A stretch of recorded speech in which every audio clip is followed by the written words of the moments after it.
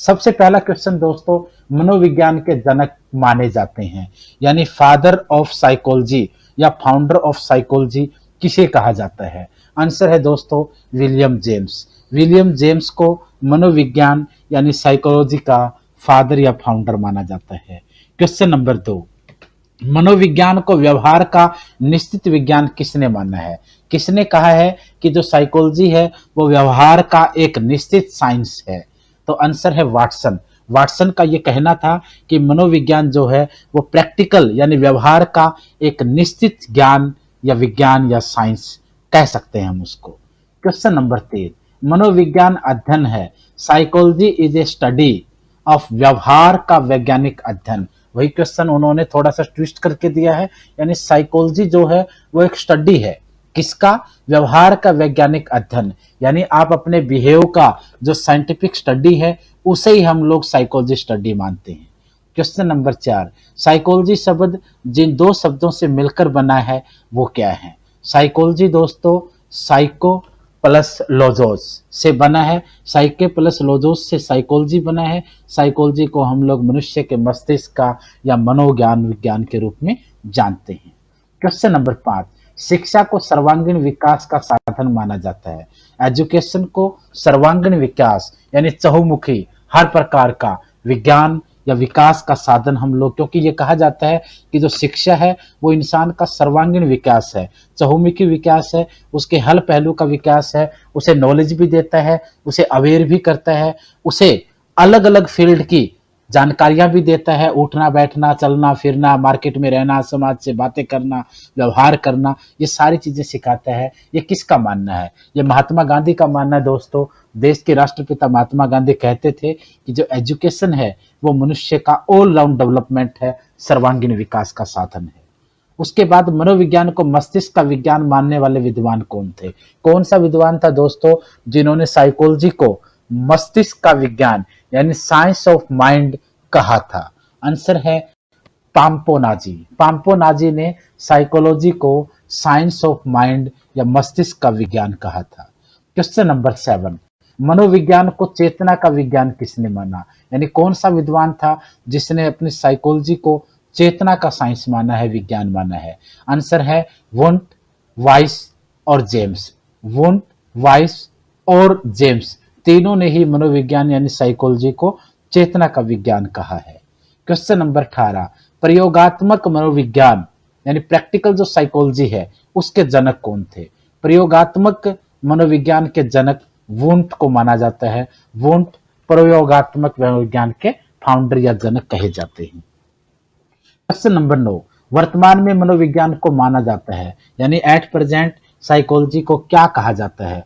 व्यवहार का विज्ञान, ए साइंस ऑफ प्रैक्टिकलिटी या प्रैक्टिकल साइंस के रूप में हम इसको काउंट कर सकते हैं, क्योंकि जैसे इंसान का मनोविज्ञान होगा उसका साइकोलॉजिकल स्टैंडर्ड होगा, उसी प्रकार का व्यवहार वो समाज के लोगों के साथ करेगा। इसी वजह से हम लोग मनुष्य क्या जो मनोविज्ञान है उसकी जो साइकोलॉजी है उसको हम लोग व्यवहार का विज्ञान कहते हैं, क्योंकि ये सीधा सा सवाल है और जवाब भी इसका यही रहेगा कि हर इंसान को पता है कि जैसा इंसान का मस्तिष्क काम करेगा, जैसा इंसान व्यवहार में या साइकोलॉजी के आधार पर होगा, उसी प्रकार का उसका दूसरों के साथ बिहेव रहेगा। क्वेश्चन नंबर 10, मनोविश्लेषणवाद के प्रवर्तक कौन थे? कौन इंसान मनोविश्लेषणवाद यानी साइकोलॉजी स्टैंडर्ड के फाउंडर थे, प्रवर्तक थे? प्रवर्तक के रूप में दोस्तों फ्रायड। फ्रायड को मनोविश्लेषणवाद का प्रवर्तक माना जाता था, उसका फॉलोवर या उसमें ब्लाइंडली ट्रस्ट करने वाला कहा जाता था। क्वेश्चन नंबर 11, मानसिक परीक्षण की विधि विकसित करने वाले विद्वान कौन थे? कौन सा विद्वान था जिसने मेंटली या साइकोलॉजिकली एक्सपेरिमेंट का मेथड तैयार किया था, विकसित किया था? बिने। बिने ने मानसिक परीक्षण की विधि विकसित करने का कार्य किया था। क्वेश्चन नंबर 12, मनोविज्ञान का शिक्षा के क्षेत्र में योगदान नहीं है। ऐसा कौन सा इंसान था जिसने कहा कि जो मनोविज्ञान है, साइकोलॉजी है, उसका एजुकेशन के फील्ड में कोई योगदान नहीं है? तो दोस्तों ये विचार था शिक्षा के सैद्धांतिक पक्ष पर बल देने वाले। जो लोग एजुकेशन के थ्योरेटिकल यानी सैद्धांतिक पक्ष में पहलू पर ध्यान देते हैं, वो कहते हैं कि मनोविज्ञान का शिक्षा में कोई योगदान नहीं है। यानी कहने का मतलब है दो प्रकार की सोच समाज के अंदर शुरू से ही देखने को मिली है। एक वो लोग जो ये कहते हैं कि जो एजुकेशन है वो थ्योरेटिकली है, दूसरे वो हैं जो लोग कहते हैं कि नहीं, बिल्कुल नहीं है, एजुकेशन सिर्फ थ्योरेटिकली ही नहीं है बल्कि वो साइकोलॉजिकली भी है। एक मनुष्य के मनोविज्ञान का भी एजुकेशन में एक अलग योगदान होता है। ये एक अलग सी थ्योरी मार्केट में रहती है। मनोविज्ञान का शिक्षा के क्षेत्र में योगदान है, ये काफी लोग मानते हैं, बट जो ये मानते हैं कि नहीं है वो सैद्धांतिक पक्ष पर ज्यादा जोर देते हैं। प्रश्न नंबर 13, आधुनिक मनोविज्ञान का संबंध व्यवहार की वैज्ञानिक खोज से है। यानी मॉडर्न जो साइकोलॉजी है उसका जो संबंध है वो व्यवहार की वैज्ञानिक खोज से है, यानी scientific research of the behave nature.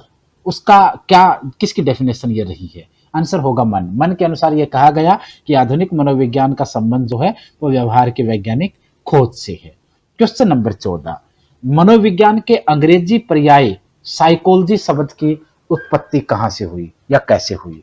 तो ये कहता है कि मनोविज्ञान को जब हम अंग्रेजी में साइकोलॉजी बोलते हैं तो उस वर्ड की शुरुआत के बारे में पूछता है, किस शब्द से हुई। ये हमने पहले डिस्कस किया है कि किस शब्द से हुई। वो शब्द जो है वो किस भाषा का है? ग्रीक, यूनानी भाषा का शब्द है और वहीं से साइकोलॉजी की शुरुआत हुई है।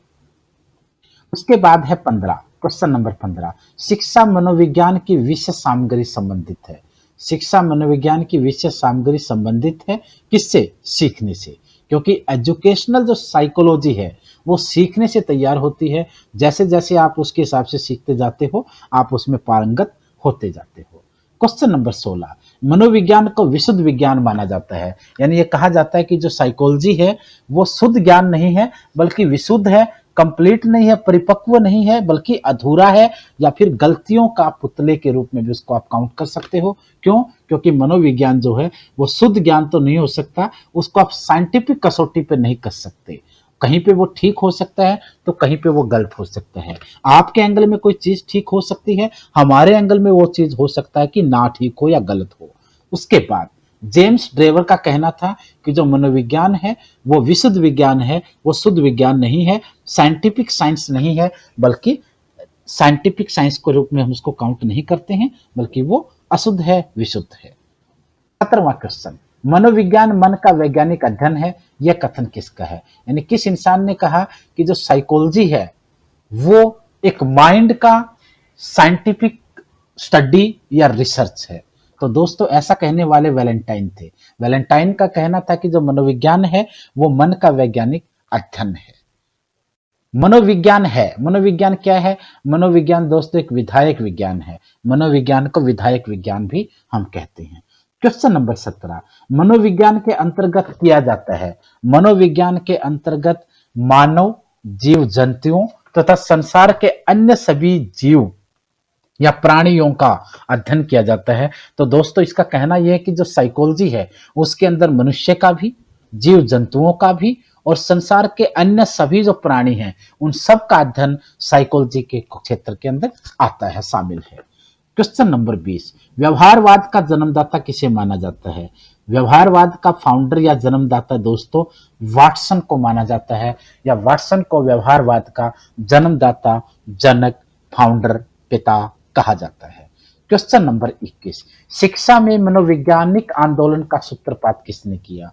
यानी एजुकेशन में साइकोलॉजिकल मूवमेंट की शुरुआत किस व्यक्ति ने की? रूसो ने। रूसो पहला व्यक्ति रूसो था, महान वैज्ञानिक रूसो, महान साइकोलॉजिस्ट रूसो, महान फिलोसोफर रूसो, जिसने रूसो ने ही सबसे पहले एजुकेशन के अंदर साइकोलॉजिकल मूवमेंट की शुरुआत की थी। क्वेश्चन नंबर 22, शिक्षा मनोविज्ञान अध्यापकों की तैयारी की आधारशिला है, ये किसने कहा? यानी यह कथन किसका है कि शिक्षा मनोवैज्ञानिक अध्यापकों की तैयारी की आधारशिला है? ये कहने वाला स्किनर था, जो एक महान साइकोलॉजिस्ट रहा है। क्वेश्चन नंबर 23, कोल्सनिक शिक्षा मनोविज्ञान का आरंभ किसे मानते हैं? कोल्सनिक शिक्षा मनोविज्ञान का आरंभ किससे मानते हैं? प्लेटो से। प्लेटो से इसको शुरुआत कर, यानी प्लेटो जो है वो कोल्सनिक शिक्षा मनोविज्ञान के फाउंडर या शुरुआत करने वाले रहे हैं। क्वेश्चन नंबर 24, मूल प्रवृत्तियां संपूर्ण मानव व्यवहार की चालक हैं। यानी जो मूल प्रवृत्तियां हैं वो कंप्लीट मानव व्यवहार की चालक हैं, ड्राइवर के रूप में हैं, ये किसका कहना था? ये दोस्तों मैकडूगल का कहना था। मैकडूगल कहता था कि मूल प्रवृत्तियां संपूर्ण मानव व्यवहार के चालक के रूप में काम करती हैं। क्वेश्चन नंबर 25, शिक्षा मनोविज्ञान ने स्पष्ट व निश्चित स्वरूप कब धारण किया, यानी किस समय से जो एजुकेशनल साइकोलॉजी है उसने क्लियर एंड कंप्लीट अपना स्वरूप धारण कर लिया था। अमेरिकी महान वैज्ञानिक जो मनोवैज्ञानिक भी था, थॉर्नडाइक, जुड, स्टैनले हॉल, टर्मन आदि के प्रयासों से शिक्षा मनोविज्ञान ने 1920 1920 ईस्वी में मैनचेस्टर के अंदर स्पष्ट व निश्चित स्वरूप धारण कर लिया था। यानी 1920 में बड़े बड़े जो साइकोलॉजिस्ट थे, चाहे थॉर्नडाइक हो या जूड हो, स्टैनले हॉल हो या टर्मन हो, ऐसे लोगों के महान योगदान और अपने संघर्ष और संकट के समय इन लोगों के जो रिसर्च रही है उसके अलग अलग अनुभव रहे हैं, मानव के ऊपर अलग अलग जीवों पर इनके एक्सपेरिमेंट और इनकी थ्योरीज को जब प्रैक्टिकल की कसौटी पर कसा गया तो 1920 के आसपास महसूस किया गया कि जो एजुकेशनल साइकोलॉजी है वो स्पष्ट है, क्लियर है, वो एक साधारण और एक शाश्वत रूप में हमारे सामने है। क्वेश्चन नंबर 26, मनोविज्ञान का शिक्षा के क्षेत्र में योगदान है। मनोविज्ञान का शिक्षा के क्षेत्र में दोस्तों योगदान है, बाल केंद्रित है, ये चाइल्ड सेंट्रल है, मूल्यांकन एवेल्युएशन हो सकता है और पाठ्यक्रम है, इसका एक सिलेबस भी है। यानी मनोविज्ञान का शिक्षा के क्षेत्र में बड़ा योगदान है। क्यों? क्योंकि इसके पास पाठ्यक्रम है, सिलेबस साइकोलॉजी का आज के समय है, मूल्यांकन इसका एवेल्युएशन हो सकता है और बाल केंद्रित और ये चाइल्ड या फिर स्टूडेंट सेंटर्ड है। क्वेश्चन नंबर 27, शिक्षा मनोविज्ञान के क्षेत्र में अध्ययन किया जाता है। शिक्षा मनोविज्ञान के क्षेत्र में उसकी मूल प्रवृत्तियों, अनुशासन और अधिगम, इन तीनों चीजों का अध्ययन बड़े जोर शोर से किया जाता है। उसके बाद है शिक्षण का मुख्य केंद्र होता है। शिक्षण का मुख्य केंद्र दोस्तों बालक होता है, क्योंकि जो टीचिंग है उसका जो चीफ सेंट्रल पॉइंट है वो बालक होगा, स्टूडेंट होगा, क्योंकि स्टूडेंट के चारों तरफ ही हम एक अलग सा नेट बना करके उसको एजुकेट करने की कोशिश करते हैं। वो किस तरीके से सीखेगा, कहाँ से वो गलतियां करने से बचेगा, कितना उसको सीखना चाहिए, कैसे कैसे स्टेज पर उसको कितनी अपनी स्पीड को सीखने के, पढ़ने की चीज़ों को बढ़ाना चाहिए, ये सारी चीज़ें शिक्षण के मुख्य केंद्र के रूप में बालक पर लागू होती हैं।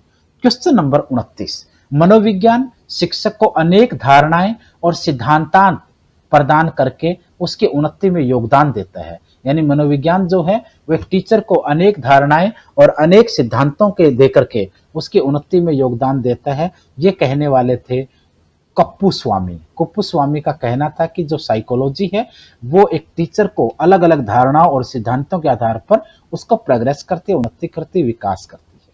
क्वेश्चन नंबर 30, शिक्षा मनोविज्ञान की प्रकृति है।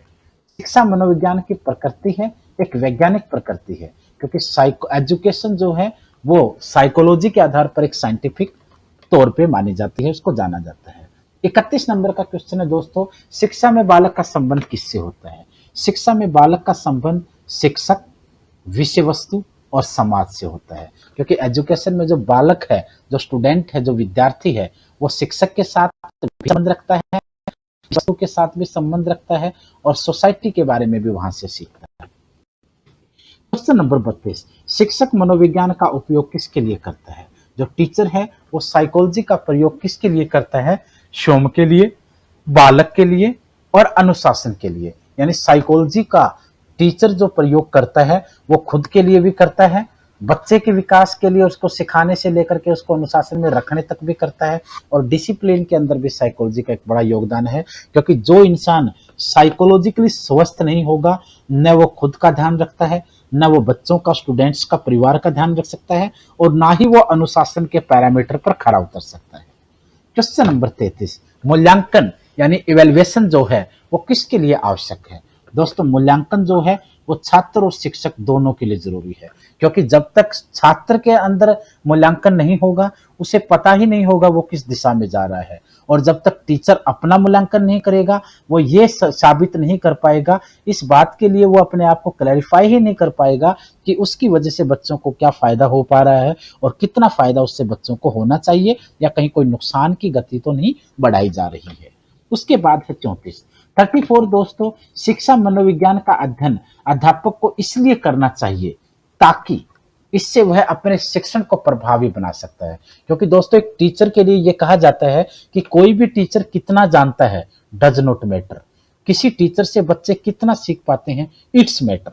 यानी कहने का मतलब है आप कितना भी जानते हो कोई फर्क नहीं पड़ता है, बच्चे आपसे कितना समझ पाते हैं इस चीज से फर्क पड़ता है। यानी किताबें भी हमारे सामने मार्केट में होती हैं, जब बच्चे स्टूडेंट किताब पे भरोसा ना करके टीचर पे अगर ज्यादा भरोसा करते हैं तो इसका मतलब टीचर के लिए भी ये जिम्मेदारी बन जाती है कि आप जो भी बताएं सही बताएं, जितना आप जानते हैं उतना ही बच्चों को बताएं, यानी कहीं भी भ्रम की स्थिति पैदा ना होने दें।